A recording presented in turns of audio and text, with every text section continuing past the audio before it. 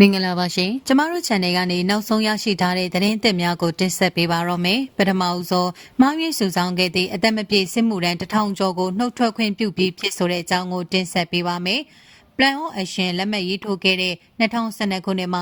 2025ခုနှစ်ဩဂုတ်လအထိအရွယ်မရောက်သေးသူကလေးငယ်များအားစစ်မှုထမ်းခြင်းမှကာကွယ်တားဆီးထိန်းသိမ်းရေးကော်မတီနဲ့ CTFMR တို့ပူးပေါင်းပြီးအရွယ်မရောက်သေးမီမှားယွင်းစုဆောင်းခဲ့သည့်အသက်မပြည့်သေးတဲ့အမြဲတမ်းစစ်မှုထမ်း1152ဦးကိုတပ်မတော်မှနှုတ်ထွက်ခွင့်ပြုပြီးမိဘအုပ်ထိန်းသူထံပြန်လည်လွှဲပြောင်းပေးခဲ့ကြောင်းကာကွယ်ရေးဝန်ကြီးဌာနပြည်ထောင်စုဝန်ကြီးဗိုလ်ချုပ်ကြီးမောင်မောင်အေးကပြောပါရယ်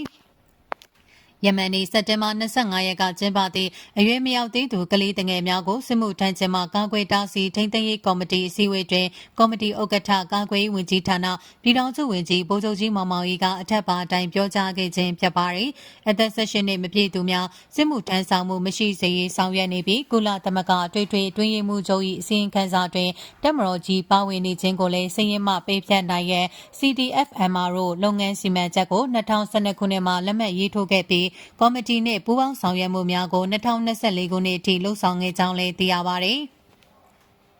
လက်ရှိကော်မတီအနေဖြင့်တပ်မတော်တွင်ကလေးစစ်သားအသုံးပြုမှုမရှိစေရေးဒီဇိုင်းမဲ့အကောင့်ထဲပေါ်ဆောင်ရွက်လျက်ရှိနေပြီးအစည်းအဝေးဆုံးဖြတ်ချက်ဆောင်ရွက်ပြီးစီမှုအခြေအနေများကိုလည်း CTFM မှသို့အတိပေးအကြောင်းကြားနေကြောင်းလည်းဗိုလ်ချုပ်ကြီးမောင်မောင်ကြီးကပြောပါရယ်2021ခုနှစ်ကနေ2025ခုနှစ်ဩဂုတ်လအထိတပ်မတော်တွင်အသက်မပြည့်စစ်သည်များမှားယွင်းစုဆောင်းမှုမရှိစေရေးအတွက်အသိပညာပေးမှုအကြိမ်2920အထိစစ်ဥပဒေချုပ်ရုံးတိုင်းစစ်ဌာနချုပ်များမှဥပဒေဘာသာရေးဆိုင်ရာအရာရှိကြီးအရာရှိများရင်တပ်ဖွဲ့များနဲ့တပ်မတော်တနန်းကျောင်းများရှိတပ်မတော်သားများကိုဆွေးနွေးပို့ချနိုင်ခဲ့ကြောင်းသိရှိရပါတယ်။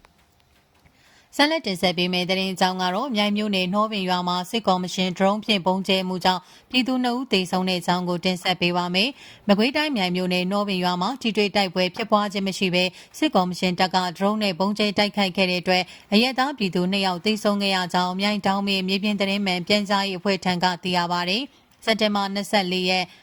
မနက်၈နာရီခွဲကျော်လောက်မှာနှောပင်ရွာတောဖုန်ကြီးကျောင်းကိုရောက်နေတဲ့အကြမ်းဖက်စစ်ကော်မရှင်တပ်သားတွေဟာတိုက်ပွဲဖြစ်ပွားခြင်းမရှိဘဲကြေးရွာတွေကိုဒရုန်းနဲ့ပုံကျဲခဲ့တာကြောင့်အသက်30ကျော်ရွယ်အမျိုးသားတစ်ယောက်ထိမှန်သေဆုံးခဲ့တယ်လို့သိရပါတယ်။အဲဒီနောက်စက်တင်ဘာ25ရက်နေ့လယ်မှာစစ်ကော်မရှင်တပ်နှောပင်ရွာကပြန်ထွက်သွားတဲ့အတွက်ကာကွယ်ရေးတပ်ဖွဲ့တွေရွာတွေကိုနေမြေရှင်းလင်းရေးလှုပ်ဆောင်ချိန်နောက်ထပ်အမျိုးသားတစ်ယောက်ရဲ့အလောင်းကိုထပ်မံတွေ့ရှိခဲ့တယ်လို့ဆိုပါတယ်။